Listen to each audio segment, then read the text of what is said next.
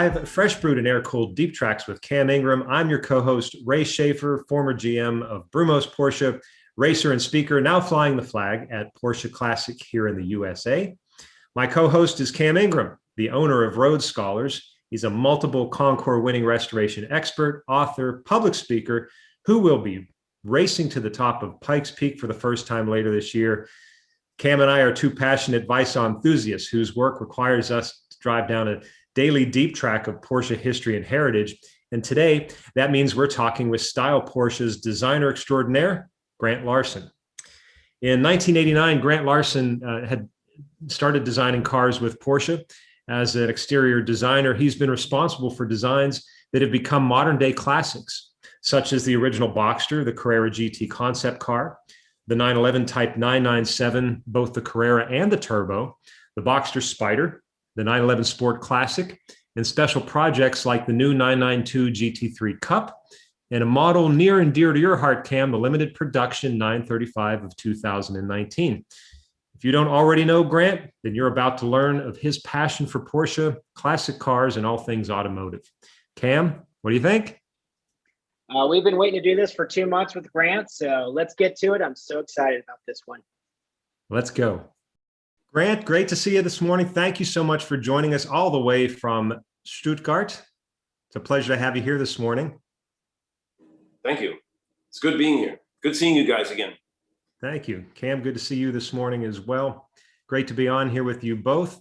I'm really curious, Grant. It's when you look back at your time at Porsche, getting to Porsche, I mean, you graduated from the California's Art Center College of Design in 1986, and you joined Porsche in 1989. You had a little bit of time at Audi before coming to Porsche, but I've heard you once describe before that Porsche wasn't really known as a sort of like a hotbed of design activity back in the 1980s. You know, we're famous for evolving the first of 356 and then now the 911 especially. So when you were a young designer, what attracted you to going to a place where maybe there really wasn't a whole lot of action going on, or it wasn't known for having a lot of action going on? Well, first of all, I definitely wanted to come to Germany. And when I finished Art Center in 1986, also had an interview with Tony Lapine, but Jay Mays with his Audi offer was so much more attractive. And at the time, Audi with all their, like Ferdinand Piech was there and all the flush glass, all these advanced things. It seemed like a cooler place to go that had a little bit more forward thinking going on. And Porsche, well, at that time was nearly the opposite. It's like there just wasn't a heck of a lot going on. I think Tony Lapine was in his later years, and we had a good time, really good chat, really good interview. But for me as a young designer at that time, I went to Audi. There was the Porsche. It's like it's kind of like the mindset back then. So what do you want to go to Porsche for? They never do anything. But 3 years later, that changed, of course. Yeah, you had a lot to do with that. In fact, I remember when I first met you, I was at Brumos in Jacksonville, and both you and Tony Hatter were traveling. You'd flown into Atlanta to be at PCNA and then drive down to Daytona for Rennsport 2. And you stopped by the dealership, and we spent about an hour walking around the parking lot. And I remember when we got to the back of the service department area, there was a 986 Boxster back there. And it was just fascinating to watch the two of you walk around that car, because you were going on about, I haven't seen one of these in a while. And of course, you were saying how at the time when you did it, you were designing the concept, you didn't really even know if that car would ever see the light of day, because Porsche was in such a precarious financial position, was really unknown. That must have, so you really had a lot to do with helping the company transition from that difficult period into a very successful period that really helped get us where we are today. Yeah, well, absolutely. I mean, when I came in '89, there's still a couple of years of the Porsche company finding itself, which direction to go, starting with, I was facelifting 944s. I mean, talk about going back in time, which eventually became the 968, which is another designer eventually did. Yeah. and then shortly after that, then that was the precursor to, that was just getting the 989, the front engine V8 4-seater going, and when that stopped in October. I remember that month and that year, October of '91. It was another change of course to the platform sharing between the 986 and 996. So there's once I had arrived, there's still a couple years of downhill drive. So, Grant, do you have obviously the celebration of the Boxster with the anniversary, and it saved the company, it helped save the company with the 996 model. Did you know at the time that it was going to be such an important model? Did you have a sense when you were designing the exterior that this was going to be a really vital model for the company? Well, at the time, it was kind of hard to say. After a couple of false starts, and I think Horst Marque, the development chief at the time, also said what also didn't help us at the time was some management changes, also some kind of like quick management changes, which made the decision making within the company difficult. So it's like after like a second or third, sort of like this restart, so to speak, you think, oh, here we go again. But for some reason, you had a lot better feeling about it because you're coming out with a pair of cars, and there's a lot of money saving involved, and this is really gonna take hold. So we had a pretty good feeling about that. But I mean, you have no idea at the time that what's going to happen 10, 15, 20, 30 years down the road. And looking back, it was when the car is talked about as the car that saved the company. I would say not only the Boxster, but the pair of the cars is what basically saved the company. It's just that the Boxster was introduced first. Did you have fun designing it, using the 550 model as an inspiration? I mean, that kind of connection, heritage connection. Well, the main inspiration for the Boxster and the show car was a little bit of the 550, but it was more like the RSK 718 RSK, which a car I'm just like totally psycho about ever since I could breathe, and it's just a really, really cool car, especially the center seat versions. I just love everything about that RSK. The shorter ones, and they got longer with the RS60 and RS61, but that early RSK.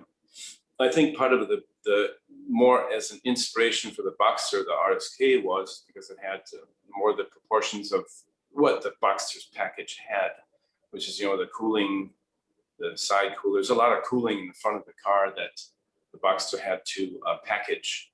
Because we're also packaging a 996 at the same time. Because of that, it made the Boxster a little bit longer in the front, and you could see that coming. That's why when we initially did the show car, the RSK was the main inspiration.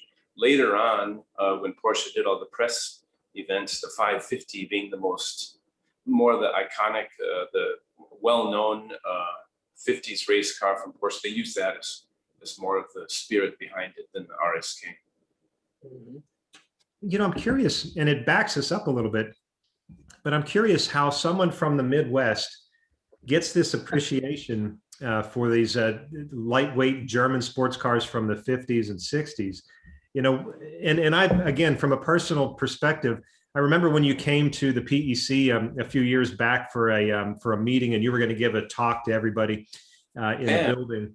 And, you came into the parking garage and managed to be on the same level as the classic workshop. And so you came right into the workshop. The next thing I know, we're deep in conversation about all these mechanical, the engines, everything like that. You're obviously deep into it. Spent so much time in there. You never checked in upstairs with all the executives. And, you just, they had to come get you, pull you out of the shop, take you to the speaking engagement. As soon as that was over, you were right back into the engine room. Over there again. Yeah. So, I mean, without a doubt, you are a car guy, 100%. And I'm curious, backing us all the way back up to the beginning, where did that come from? Was that a family deal, or how do you get that in the Midwest and then transfer that to Germany and make such an impact on a company like Porsche? Yeah, well, that's interesting because I always thought throughout my whole life, or especially ever since I moved to Germany, I had not one single German gene in me. But later on, one of my nephews did some research, and way back, there is a tiny morsel of German in me, which I only found out like a couple of months ago. So that was pretty funny. But the whole German thing, I guess, where I grew up in Wisconsin, there's a real heavy, there's a lot of German settlers ever since the last like 150 years. So there's all kinds of, every like 60% of the people have German last names, and all my friends' parents had like heavy German dialects. We lived next to the Pfeiffers and across the street with the Geyers, and they're all these Germans. And of course, their yards and gardens and everything are all perfect, and next to the other ones, which are different people from different backgrounds and nationalities. So that's only found out later, this whole thing about the Germans and all their tidiness and ordnung and all that stuff. But anyway, getting back to the car thing, so my dad, he was never really focused on any specific marque. He just tried all kinds of different cars. Sometimes they're used and sometimes they're new. Mm-hmm. So he came across this a Rambler that was, I think even before it was American Motors, a Rambler dealership that had this a DKW Junior sitting in the lot with this kind of this faded, not faded, but this muted red color, red-orange, strange, typical German color. He thought, well, that's funny, I'll buy that. So he's driving this DKW Junior around for a while. And so that car, it was a rear engine, air-cooled. Is those 3 cylinders? I can't remember. I should kill myself for not knowing that. 2-stroke? Yeah, 2-stroke, and you had to mix the gas. So something went wrong, and the engine seized up. And so then I was with my dad.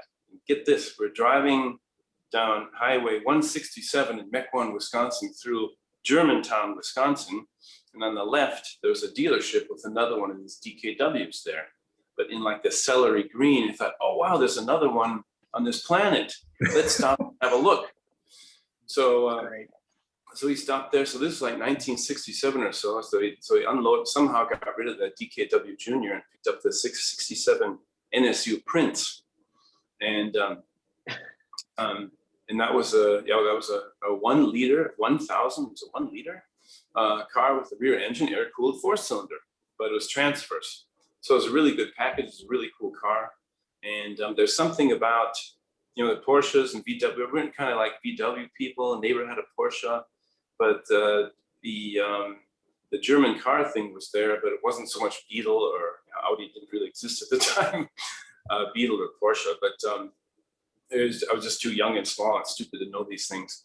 But there was something about the DKW and NSU that were different from the American cars, as far as, like, believe it or not, things like fit and finish. We had this like a Galaxy and a Dodge Dart. But there was something about the German cars that were a little bit more tight and small and well put together. Eventually, I acquired the NSU Prince as a college car for free from my dad, as long as I fixed it. And fixing it was basically fiberglassing the suspension back onto the unibody, because the Wisconsin winters destroyed it. Great. So that's that story.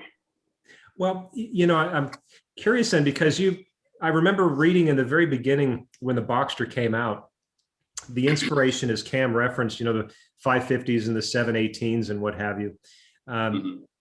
At the time, with what we were aware of with the evolution of the transaxle, as you mentioned, the 968 being the final iteration of that, just seeing the Boxster for the first time, it was such an amazing, it seems so like a given now, but then it was such a shift going from the evolution of the transaxle cars to all of a sudden, basically at the same price point, $39,000, you could have this authentic mid-engine Porsche Spider type car. Just really, really amazing. It almost seemed unbelievable that it could happen, So if we put ourselves in the mindset of the time period, This was back when we really didn't produce concept cars. I think, the Dodge did it with the Viper.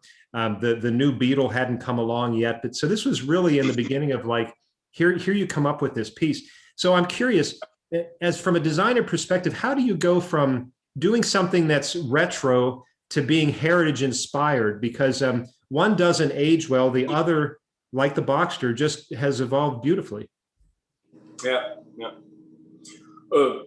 Let's see, where's the question there? I mean, what we were, I thought what the coolest thing is, okay, the 911 had to evolve, that was for sure, but to have a little partner car that shared a lot of components that also replaced the aging 944, 968 platform was like a dead-on idea, like a super solution. And you're referencing back to the mid-engine cars, referencing back to the Porsche #1, all the mid-engine cars.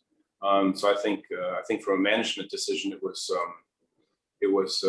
absolutely absolute right thing to do. Man, sure has turned out that way, hasn't it? I mean, yeah. was there an evolution of the following the 968? Was there ever a point in time when maybe the new affordable Porsche, if you will, wasn't going to be mid-engine? Would it be another front engine 4-cylinder? Was that ever a consideration? Well, the evolution of the 968, see 944, 968. Not really. I think I know you're asking that question. You're a 944 kind of guy. I know that. I do like the Viper. But in the case of the Boxster, that was those two cars basically buried the transaxle era, which seemed like a good idea at the time. I mean, everyone knows where the 944 and the 924 came from. So I think that there was a few other discussions of like transverse mounted below the Boxster kind of ideas, sharing platforms with VW, but nothing really came to fruition. The focus was on full-on Porsche development. So Grant, I have a question for you. In your next big project after the Boxster, what did you learn most from that as a young designer with the responsibility at that time and going into your next big project? What did you learn most from that whole experience and apply it to the next big project, which you can talk about? Yeah. Handcraft. That's what it is, handcraft. Because of the way the Boxster show car was built, there was a lot of pre-digital era, and the way that car was built or sculpted amazes me even today. And everything I learned on that car from Peter Müller, who's the guy that sculpted the show car, I take into my everyday life all the way up to now. I mean, when you go way back to Art Center, a lot of people from my generation were also educated by Strother McMinn, a very famous, very well-known automotive historian. He just knew way too much. The guy just was just this amazing dictionary, a library of automotive references, and especially with automotive design history and the whole development. And that some of that stuff was applied with how things are put together with like sections and how to read a section. So going from that handcraft and hand-built, how a car's built, into the digital world, excuse me, a lot of those things that every designer probably learns back then, they take into the next technologies.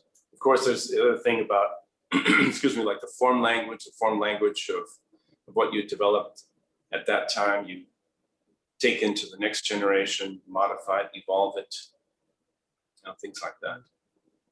That's so cool. I mean, I think about you coming from that last generation where that practicality of learning to clay model and those things and see it in context before technology really became a design element in every production car. I think that's fascinating. It shows in that design. Yeah. It was a fantastic experience back then. How to make things by hand, the pre-digital era. I'm glad I have that, and I just hope some of the younger designers also have that. I mean, sitting at my desk at work, which is not where I am right now, behind me is the whole exterior modeling studio. So you just turn around and see all the models taking place. So all the digital development that takes place with all the models it's kind of like a start. I mean, you basically wrap the car with you design it around the package, all the requirements, safety, etc. And once it's milled there, finished on the plate directly from the data, there's that's just a start. After that, it gets completely gone over by human hands. Every single surface is touched and modified by the human hands. You know, I know you can't speak for the whole industry, but based on your knowledge of it, is there more handiwork? It sounds like maybe that with computer options, a lot of design process can be done on the computer that doesn't have to be touched by hands. Are you suggesting that maybe Porsche still does a lot of hands-on with a clay modeling, where maybe others now that's kind of fallen out of the norm, if you will? Yeah, well, I can't speak for others, but for Porsche, regarding the production cars are very long. It's a lot longer process. We have start with various scale models, and you get down to full-size models. You know, you could do 5, 6, or 8 scale models, different proposals, proportions, proposals, designs. And when it gets to the full-size model, you're down to maybe like 2. And those get hand worked all the way down to death until they're ready until they're perfect. Race cars, that's an exception. There's a lot more digital things going on there with a lot less full-size models and a little bit handwork in a different kind of a way. If we get to talk about the 935, I'll get deeper into that. We are definitely going to talk about that one. That is a very special project and very close, near and dear to Cam's heart. So we'll discuss that for sure. But before we get to that point, I'm curious, when you got the call to design the concept car that needed to have a V10 engine placed in the middle of it, what was that like? How did that go? Yeah, well, I think it's, you know, especially for Porsche, when you don't do show cars, 4 or 5 show cars every year. When a project like that comes up, it's something really special. So that landed in our studio. When was that? Sometime around, 1998, and the end of 98, 99. Getting the years mixed up. Pretty soon I'll be getting the decades mixed up. But as that project came to us, it was we had just opened this California studio in Huntington Beach. Prior to that, we got our feet wet and we did the 997 and 987 initial studies, also in California, like quick 6-month projects. And regarding the Carrera GT, so during the final presentation of the 986 and 987 in a hangar at the Santa Monica Airport, he said, "Okay, this is looking good. We got VD King on our side. Now we're going to show him the studio we found." So I went over to this ex-Samsung studio. It was basically kind of like a turnkey studio that would basically take over. And they took over the studio, and that initial project that was awarded to that studio was the Carrera GT. Wow, that's monitored so cool. by Weissach. Yeah. Right. What was that like? I mean, you know, the Carrera GT right now is one of the hottest Porsche models on the market. I mean, I'm looking for a number of people trying to find one. What Porsche has done with this kind of reimagined series, if you will, with raised and what Germany has done recently. But it's amazing that this car has really instilled so much passion for this crossover and last analog supercar, if you will. And a credit to you to be a part of something like to have 2 hits and beyond the rest of your career. We're just at the second stage from the Boxster. It's an amazing resume right there. Most people would say, mic drop, that's it. Yeah. Yeah. Okay, that's it. I had to continue earning, stay on the job and earn money after that. But you have to think of it this way: is that sometimes it's a little bit kind of uncomfortable to get credit for like a specific model. There's always a lead guy, a lead designer, lead this or whatever. But it's always very important not just to say teamwork, but also to be thankful for all the other people that were involved that sometimes don't get mentioned. We had an excellent spot with 000. We had an excellent Carrera GT article that really went into heavy detail about it. So if anyone wants to dive into that, we tried to get all the people's names that were involved. It had its difficulties starting off, but eventually it turned into a really, really good car. But it's like that with every project. You don't just get the package, design it, and there it's at. It always goes left and right. And I think there's like this classic curve of how a long-term project goes. All the excitement's at the beginning. There's a point where it actually goes like there's a point where it sort of hits the bottom where you're really thinking, are we sure about this? And then eventually it shoots back up again and it saves the world. So I think that happens with every project. It happened with Carrera GT. The Boxster it didn't happen to because there was no time. But it was an excellent group of people I worked with. And the one, I think for a designer, the trickiest thing is to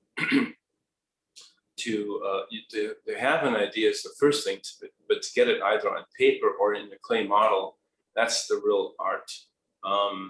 And of course, you're not sculpting some of this yourself. Sometimes I get in there and scratch away myself on the earlier days, but this communication between the designer and don't even want to call them modelers, more like sculptors. That's a very important element in doing a great car. All the way up to, of course, the management levels who have to be very supportive and enthusiastic about the project from the other aspects of the project, whether it's marketing, cost issues, and all that. Yeah. So as you look through your career then with Porsche, your evolution as a designer, what you're talking about, paying attention to what needs to make the transition to production, so that you dream up these ideas, but you have to make them a reality. And of course, they have to be cost effective, and you have to make them for production and what have you. And so as you go through this arc of your career, you get to the point where you're basically designing, and then you move into a project management like you are now with special projects. What shifts in that period? How do you go from standard production, if you will? I hate to use the word standard, but production like that into special projects that eventually leads us into things like the 935. What changed in you that sort of helps your mind make that shift into special projects? Great question, Ray. Great question. I like that. I'm curious to know. This is fascinating. It's not easy. Well, when I think back, it's a good question I've never been asked before, because I'm thinking it's like that Talking Heads TED song. How did I get here? A lot of the case with the projects as they develop, it's kind of hard to say. When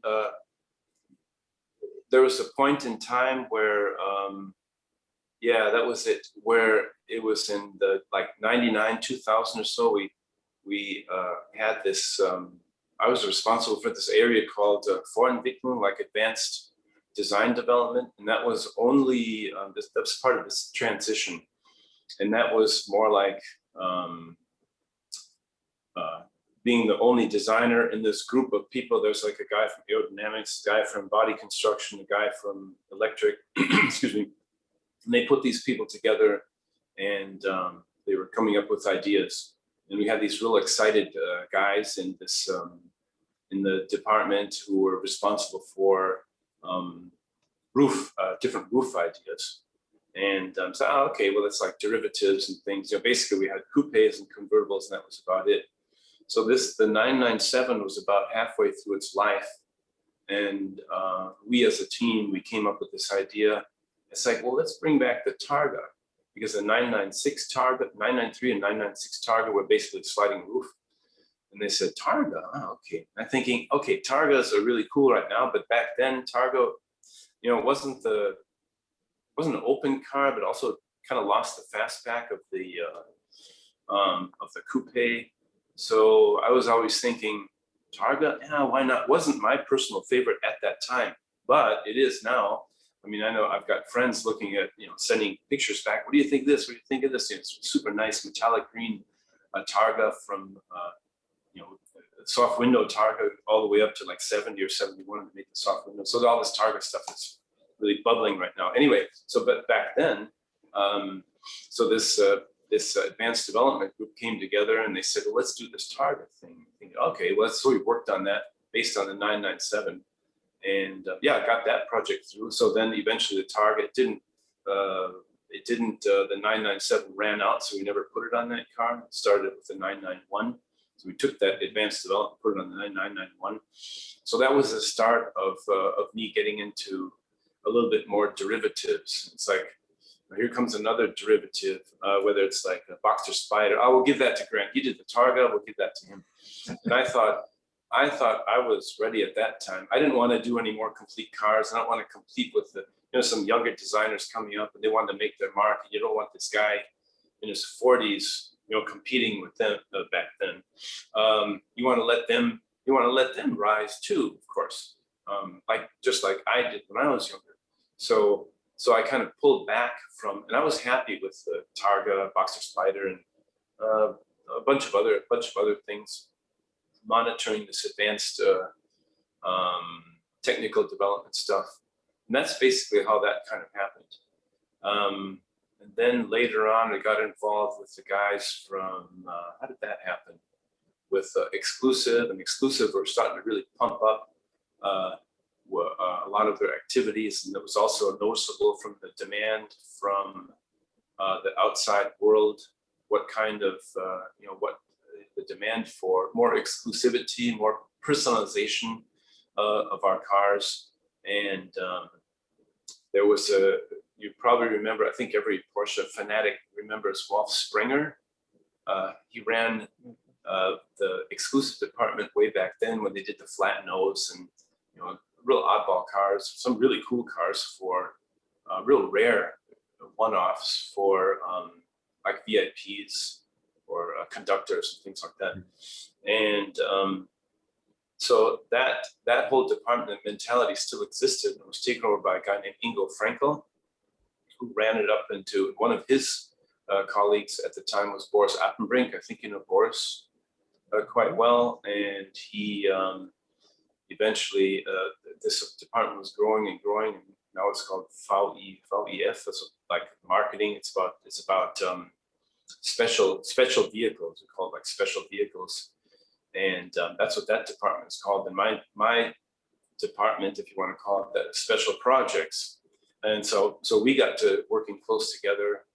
And then then one thing came after another. For example, the 997 Speedster was a car that was in this rooftop development in the advanced phase for a while until it basically died, nearly died. And the guys from the exclusive department, and I thought, well, we'll take that over and we'll make it a car before it completely dies. Let us take it over. So they turned into the Speedster, which as you know it now. Yeah. And then shortly after that came the Sport Classic. So it's a real, I have to go back on that subject of teamwork. And it was not me that said, let's do the Targa. That was someone else. But together we made that happen. It wasn't me who said, let's do a 997 Speedster, but it was a group of people that decided that. And I was only the designer. Yeah, but in the modern lexicon of Porsche, some of those models from Boxster Spider to 997 Speedster to 997 Sport Classic, those have become modern iconic models. I mean, the Boxster Spider, to you, I think you're such a humble guy, Grant. One of the things I've gotten to know you over the years, because I first met you at a concourse when you're judging, and it's always refreshing when you cars. Oh, that was tough. But But yeah, it's refreshing as a restorer to meet someone who actually knows what they're looking at. But you're such a humble guy, and I think your success from an outsider is building teams. As we know, running departments or being a position of responsibility is building teams, and your success really shows with your ability to build teams. Yeah, yeah. Well, it also works. I mean, the teams is what it's. Nobody ever does these things by themselves. It's like I'm so thankful after every project for all the people who contributed to them. I'm so thankful for that. He's never did this by himself. Yeah. Amen. Well, that's it. I'm just laughing because the Carrera GT and the Sport Classic are two of the hottest models on earth right now in the Porsche world, at least in the United States. Everyone wants a Sport Classic or a Carrera GT. So I just think that's great. So Cam, correct me if I'm wrong, but you guys actually imported one. They were not sold here in the United States officially, but you guys managed to import one. There's one in the. We brought three. Back in the day when they first came Well, out. With the help of Air Springer, he helped us secure. Yeah, he helped us secure three of them, and it was an amazing experience. And getting to work with Air Springer, because we worked with him on the Gammon restoration. He's an amazing man, and part of the reason Porsche obviously exclusive is so powerful. Yeah, yeah. Well, on the subject of the Sport Classic, when we did the car, it was how many we built? Like 500. It was. I don't remember. I don't have the numbers in my head anymore. 250? Is it 250? 250. 250. Yeah, very limited edition. Yeah. Yeah, they wanted more, and then it hung around 500 or something like that. And they said, "Oh, we definitely want that double bubble. The roof with the depression in the top. Definitely want that." But then you're closing off the U.S. market. Thinking, well, what's the deal with that? I said, yeah, they had you have to do all these special crash tests. So we'll just make it 250 and it's not available in the States. And so, well, good luck communicating that. So then it wasn't even a year later. There was when it was Monterey, what year was it? Anyway, we're in Monterey at the downtown Monterey, and there's this one hotel near where the auctions take place. There's this huge lobby. So we walk into that lobby. Okay, the Sport Classic, 911 Sport Classic, not available in the States. Walk into the lobby, there's three lined up next to each other, like posing in the lobby, like not one, but three. It's like not available in the States, and there's three, like a year later. Yeah. I think we had something to do with that at the time. So that was a lot of fun.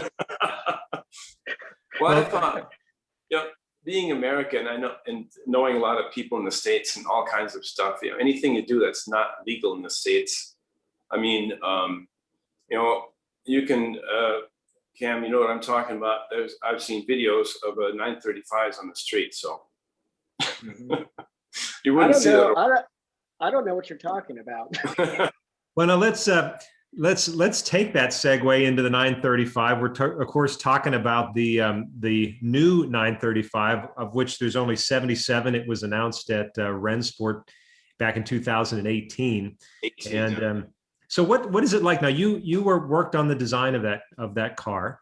What's it like for you to actually see that product then in the hands of friends like Cam and Jeff's work and running up Pikes Peak?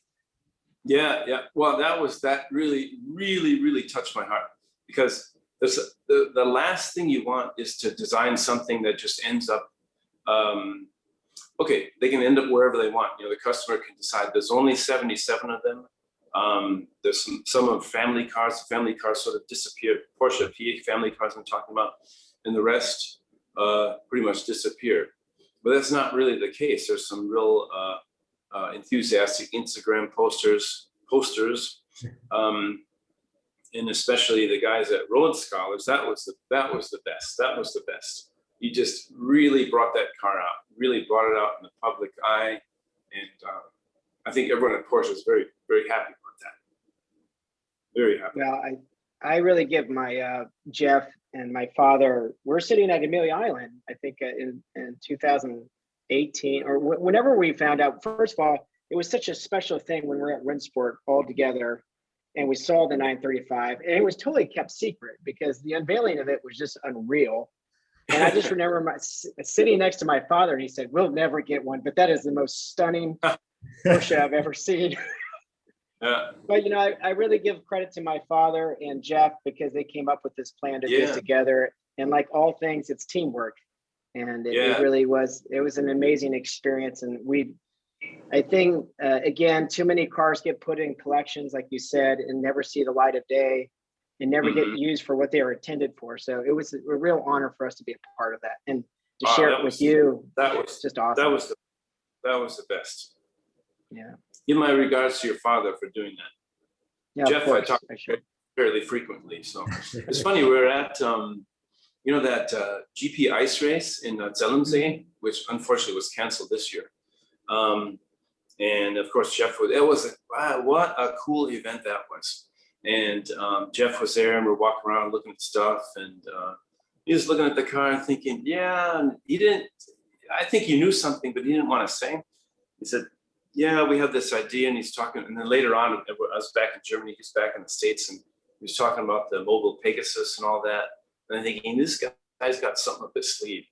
And sure enough, it was the Pikes Peak thing. So that is really cool. How did go ahead. Sorry, go ahead, Grant. No, I was what I was saying about how that car developed. It was a complete opposite of the whole hand modeling stuff, but I'll get to that later. Well, you know, that basically was where I was going with it. It's like the 935 is such an icon itself. And because it's a race car, you know, it evolved practically every race weekend.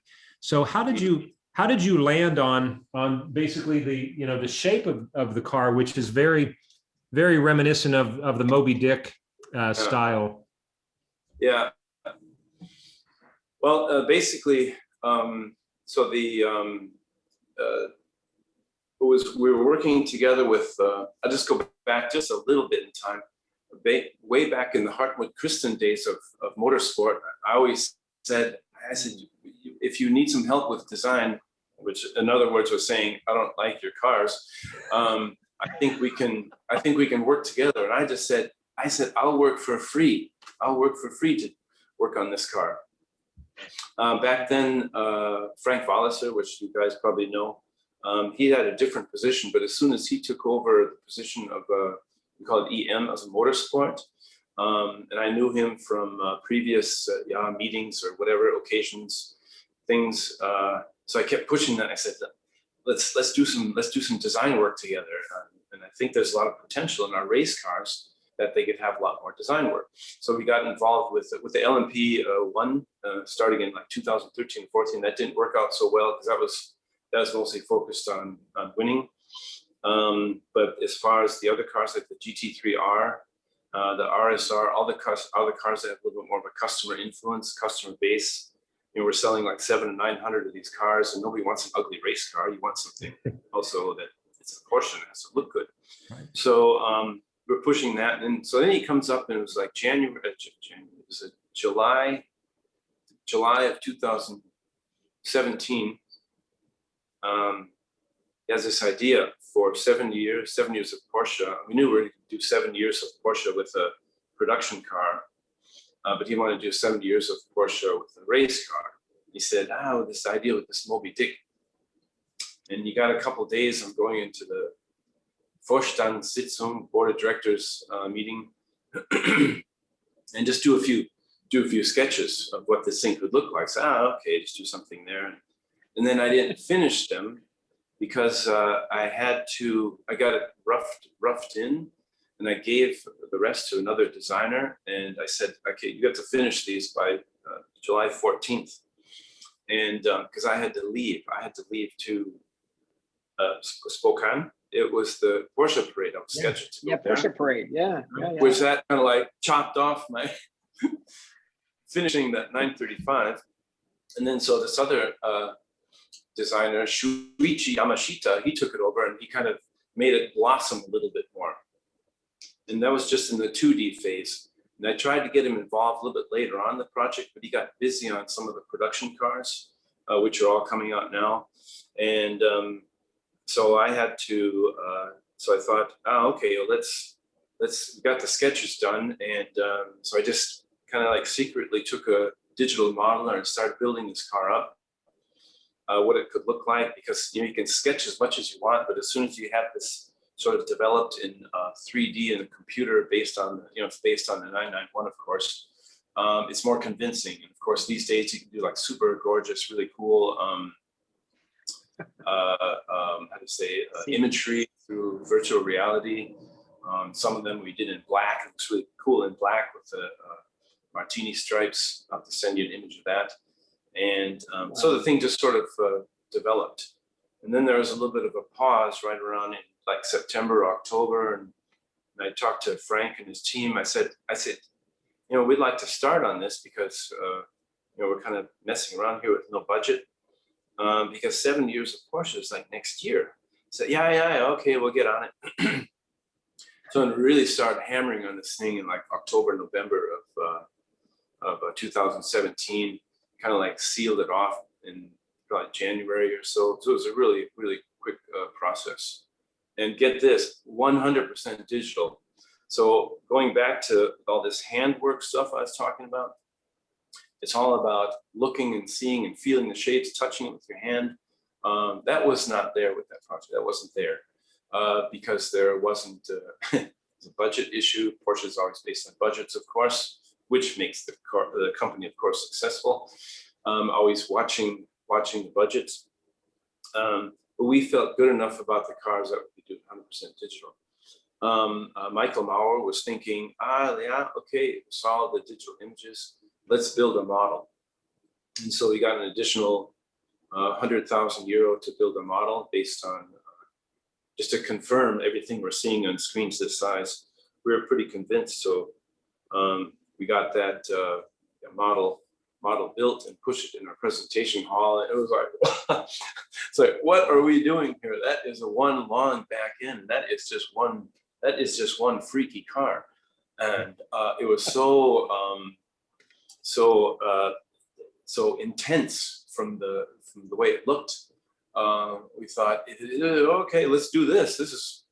And we're not going to change much. So all we did was a few, like a centimeter modification of the height of that rear, cover that where you can see the back end inside there, and an adjustment of just a few lines, and that was it. It's like, bang, off it goes, and they started making tooling from that. And then off it went. It just sort of just found its way and sneaked through. Anytime you do a production car, it's a very long process with marketing, board of directors. There's all kinds of meetings taking place all the time. With motorsport, it's not like that. It's just every now and then you go in these board of directors meetings to get something through, and they always just approve it, real uncomplicated. Production cars are a lot more complicated. So we had this sort of, I don't want to say loophole, but sort of this bypass where the car just sort of sneaked through. Wow.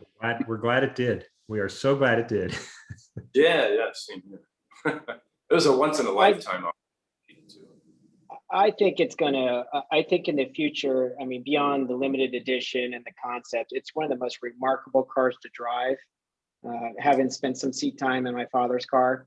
And I think it will be one of the most collectible Porsches, and it's beautiful. It's, it's heritage based, but it has its own design language itself. It hits all the measures. I think it will be one of the most collectible Porsches in history.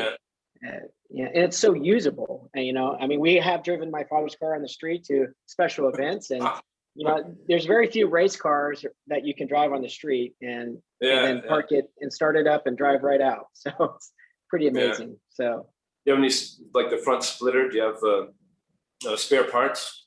Because they have no, no, we don't have it. We're just trying to be very careful. I think that was when we talked to Jeff Swart right after Pikes Peak, though. I think that's one of the things that Grant, that stuck with me the most is what the crew guys were and what Cam was confirming with how smooth Jeff was driving up Pikes Peak, that there was no damage on the underside of that car. It's crazy. You think about all the frost heaves, I mean, major road bumps Yeah. on Pikes Peak, and he didn't take off, no damage to the undercarriage or the front splitter. So just kind of surreal. What amazed me is that the feeling that Jeff must have, I think he might even have mentioned that, it's not his car, it's your car. The feeling of you're out there in the public eye racing this car up with not only the responsibility of nothing going wrong, but responsibility also of making good times, which he did really well. And I think if it was his own car, he would have treated it a little bit more roughly, but I think it fit the perfect sweet spot in there with that car. Well, he, just to reiterate, he set the fastest time of the day in the upper section, the last section, which is the hardest, most difficult, and scariest section. And he just did it. I mean, like you said, he was in the limelight. Nothing good could happen by him racing that car at Pikes Peak in such a public way, because everyone's on pins and needles. But he did an incredible job. So, what was your favorite part? What was your favorite part of designing the 935? Probably the back end. That back end was a lot of fun. I guess because you can cheat a lot with a race car. There's a lot of solutions you do on a race car that you don't that wouldn't work with like a normal production car. Maybe with like a GT3 RS or something like that. But there's a lot of leeway you have. For example, that cladding on the back is just added on to the 991 and where it fits, and it sort of comes around and forms that air intake. It's just sort of this kind of a natural, but all along the way, there's these screws holding it together. When you screw those things in a little bit, the paint and the clear coat kind of, or the film kind of lifts up a little bit, but who cares? Who cares? It's like a race car. My favorite part is, I guess, going back to the original 935s, especially the one from '78 with the really long tail that tapes off. Is you have to really get down underneath there, and you see the original car underneath there with this lamps. It's like, well, this is where I came from. I've just got this nasty coat on. Top coat. Like a cape. Cape. Yeah. That's awesome. No, that 911 hiding inside the back of that. I mean, you're right. That is one of the most distinctive features from the backside of any 935. I just love that. Yeah. That you can see the car in there basically like that. It's just so cool. Well, plus all the details. When you look at the back, the front. It's got the splitter and the side plates and stuff like that. It had to have the face of its of the car, which is underneath, which is a GT2 RS Club Sport. So it had to have the front intakes in the face, but of course no eyes, no lamps. So in the classic sense, it was down in the air intakes. But when you get towards the back, things could be a little bit wilder. We had a lot of fun with the exhaust pipes. I think everyone knows what that reference is. If you way back, I know we tried that in a couple of show cars, and maybe if you remember those unseen images we did, that kind of theme is always showing up. But when I did the Boxster S, after the base Boxster was done, the production car, the Boxster S, we had all kinds of stuff added to it. So I was looking at these, I have one over there, looking at these exhaust pipes that Porsche started with, was it 904s and 908s, 903s, and the ones with the cone in there with the 6 things to hold it together. So I thought as many times as we had shown that on show cars, production cars, and tried it, but never really got it through. I thought, well, I'd finally get it through with this car. And they're supposed to be printed. We had this idea of printing them in titanium, and they were quite intricate. And for a while with the motorsport people, they're like, what's this stuff? They didn't quite understand it. They're working closer with the designer, and they're used to doing like full-on, pure, function-oriented race cars. And here this designer comes with these ideas, these pipes, and it came from this. This is what it's all about, and then we can print it. And then the guy got kind of warmed up about it, and then he finally realized this is a really cool car we're working on here. But eventually they weren't able to be printed because of cost issues. and they're cost subject again. So they're handmade in England. Every single little part is like laser cut and placed in there and welded on the inside. So it's turned into this really going back to the handcrafted thing again. So a welder had a lot of fun in that exhaust pipe. I'll never forget being again at Rensport, and we were doing that photo shoot on the straight with Gianni Cabiglio, and Seinfeld's car was out there, and then the new 935, and they turned on the new 935, and the lights went on the winglet with the brake lights and the exhaust sound, and you know, it was just pure ecstasy. It was so good. Yeah. I had a lot of photography fun with that car, especially with like low lighting. Definitely a lot of emotion in that one for sure. And before we sign off, you mentioned Porsche Unseen, the book that was recently released that actually included a lot of concepts that you'd worked on some many years ago, and it's really rare. When I saw that book announced, I was really surprised to see that, because it's very rare to take a lot of those concepts that you have, which basically I guess are just more like exercises to keep your mind as a designer going, to actually put that out in public. Is there a standout design from that book that is a personal favorite of yours? Let's see. Well, I worked on two of them, but I wouldn't say they're. I'm not biased as far as what I worked on, but I think ones in my mind that stand out are the 919 Street. I like the Little Rebel for what it was. Just took the whole 550 thing and just went a little bit off into space, which is I think a really cool car. It'd be a great product. All of them would be great product ideas for Porsche, but you can't do everything. I worked on the car.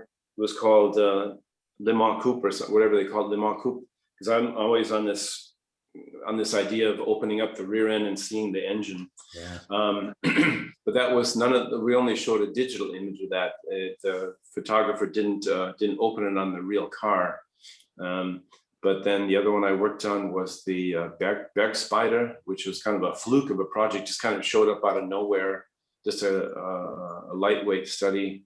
And that, going back to your original question, that to me stands out as sort of like a viable, realistic production, like a derivative from Porsche to come out with the Boxster, because I think it goes without saying, I had this lightweight thing going on in my head ever since forever. And we had a lot of fun on the very first Boxster Spider, seeing how much we, based on the 987, how much we could remove. The original Boxster Spider was not supposed to have a roof at all. But the marketing department convinced, it needed a roof. So we tried that again with this Berg Spider. The Berg Spider was just a lightweight study, and with possible production possibilities. So that one kind of stands out as one of my favorites. Part of the fact being that it's somewhat realistic. The other fact is that you can look in and see the engine. I always like looking at engines for some reason. I mean, we all do. Yeah, nothing wrong with that. 100%. Yeah. Yeah, sign me up for a Berg Spider. Sign me up. Single seat, center seat. That'd be awesome. Yeah, you got it. Well, you can't see in my workshop here, but I've got some ideas. I got an old Boxster. I'm starting to just look at for something fun. Like this, that sounds interesting. Well, I do notice from your Instagram account, it seems like that Berg Spider and some of the other RS60s and what have you, you get a chance to get behind the wheel every now and then with some of these events. So it looks like you're having a good time, really enjoying the not only the fruit of your labor, but also the history and heritage of the company as well. I love it. Yeah, can never get enough of it. I hear you. It's cool. Well, Grant, this has just been an incredible conversation. We really appreciate you sharing a fresh brewed cup with us today and talking Porsche. It's been a very stylistic conversation. So we greatly appreciate it. Yeah, same here. It's fun. It's always fun. Well, we'll look forward to your next. I just want to say real quick, because Ray's always talking about meeting our heroes and getting to know them, but we really appreciate this because, race car drivers, designers, the whole Porsche story, and the people who make it happen, you are a hero of that story. And it's just, it's an honor to have this time with you. And thank you for all your incredible work. Thanks to your team. It really makes this Porsche passion magical. Well, thank you. But we don't put us in the same category as race car drivers because they're here, we're down here somewhere. They're risking lives for that kind of thing. That's a heavy duty thing. So designer has other moments of stress. Maybe a race car driver doesn't. Well, you have to make those cars safe enough for them to drive that fast. So that's the whole risky, right? That's right. Well, as you pointed out, it takes a team and it takes a community to make the legend that Porsche is. And on behalf of all Porsche enthusiasts, Grant, thank you for all your contributions to that. It means a lot to us, and we've so enjoyed it. We even keep some mementos around of it. So it's a very best in show is what Auto Week said. And so now I know you're a Concord judge, and you have a lot to do with judging best in shows. So talk about coming full circle there. So thank you again for being with us today. Great. All right. Thank you very much. See you guys. We'll see you soon. Yeah. See you. Well, Ray, that was absolutely beyond stimulating and entertaining. And Grant is such a humble guy, and he talks so much about teams and building great things with teams and teamwork. I think beyond all the inside information he provided, that was a great takeaway. His humble nature and just what a great individual he is. What do you think? I couldn't agree more. I mean, he is humble, so talented, and has made such an impact along with his team members on all the projects that he's had the honor and the pleasure to work with. I mean, it really has shaped the look of the work that you and I have been involved with for the last 25, 30 years. It's our lifetime so far with Porsche, and it's just an honor to talk with him and get some insight on that. So I really enjoyed it. Thank you for making the time to do it with us again today, and for everyone to be here. We appreciate you tuning in to Fresh Brewed and Air Cooled with Style Porsche's Grant Larson. Be sure to like, subscribe, and share our video and podcast. And of course, as Cam and I always say, keep driving, enjoying, and sharing your classic Porsche passion. And don't just go out, meet your heroes. We encourage you to get to know your heroes. So from everyone here at Porsche Classic Cam, we say so long for now. Everyone from Road Scholars and from my home with the ice storm going on, so long, everybody, and thanks for being here. Cheers.